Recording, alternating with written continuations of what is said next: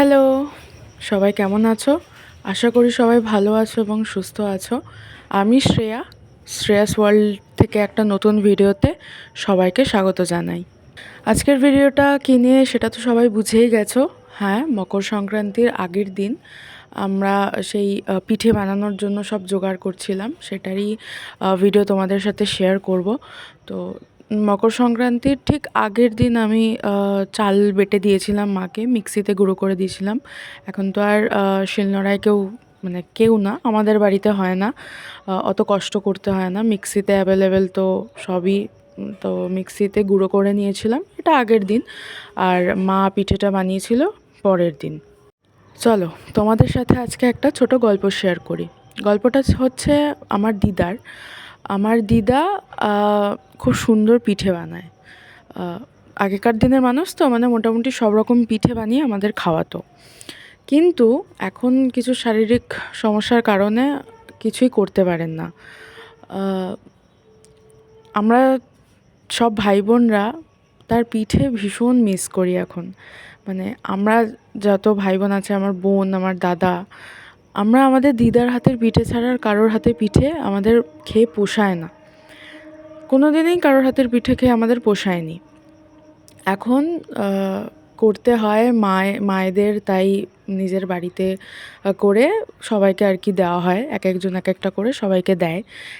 একজন ওই রকমভাবে দিদা যেমন এক হাতে সব সামলাতেন, সেরকমভাবে আর কিছু হয় না। খুব মিস করি।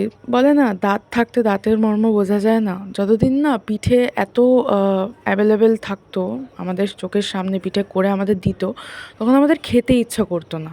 এখন নেই, আর আমরা এখন পাই না।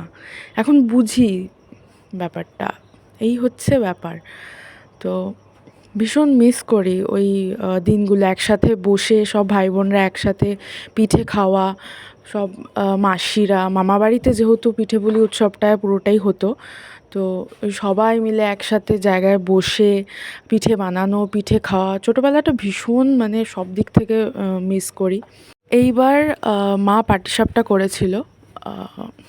আমি মকর সংক্রান্তির প্রথম দিন একটু পুজো দিতে গিয়েছিলাম, তো আমি পুরো প্রসেসে থাকতে পারিনি।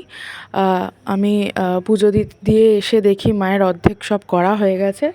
আমি জাস্ট একদম নিচে পড়েছিল কটা ব্যাটার বানানো ছিল, সেইটা থেকে হয়তো 3টে হলো, সেইটা আমি একটু করলাম, মা একটা করলো, আমি 2টো করলাম, ব্যাস ওটাই শেষ।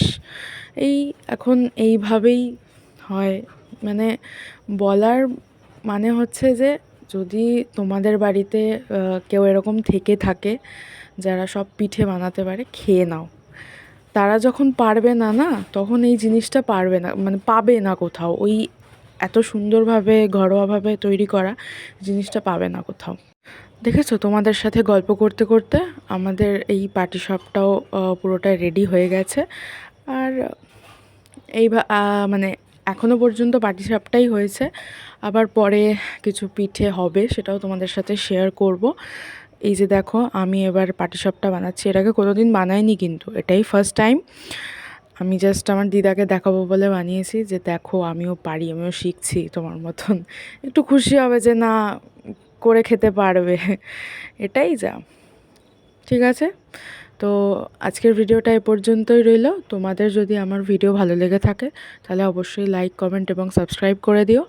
আর জানিও ভিডিওটা কেমন হয়েছে। আর পিঠেপুলি উৎসবে, উৎসব না, মকর সংক্রান্তিতে কে কী পিঠে খেলে সব জানিও। আর প্লিজ আমার চ্যানেলটা সাবস্ক্রাইব করো, আমার পাশে থেকো এবং সাপোর্ট করো, একটু সাপোর্ট দরকার। দেখা হবে নেক্সট ভিডিওতে। ততক্ষণের জন্য টাটা, সবাই ভালো থেকো, সুস্থ থেকো, বাই বাই।